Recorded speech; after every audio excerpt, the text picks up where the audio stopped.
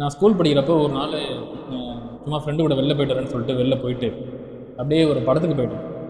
படத்துக்கு போயிட்டு வீட்டுக்கு எதுவும் இன்ஃபர்மேஷனே பண்ணல. அப்போலாம் இந்த செல்ஃபோன்லாம் இவ்வளோ இந்த அளவுக்குலாம் இது கிடையாது.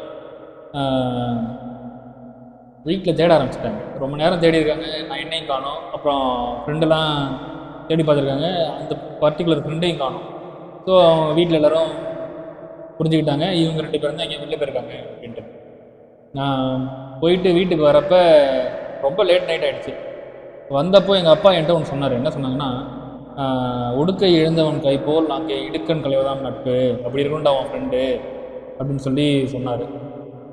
அவர் சொன்னதுக்கு நான் ஒரே ஒரு பதில் மட்டும்தான் நான் சொன்னேன். என்ன சொன்னேன்னா, இந்த திருக்குறளுக்கு எடுத்துக்காட்டாக இருக்கிற மாதிரி தான் என் ஃப்ரெண்ட்ஸ் எல்லாம் இருப்பாங்க, அதனால் நீங்கள் இதெல்லாம் நினச்சி எதுவும் யோசிச்சுட்டு இருக்க வேண்டாம் அப்படின்னு சொல்லி நான் சொன்னேன். இப்போ நினைக்கும் போது பெருமையாக இருக்குது.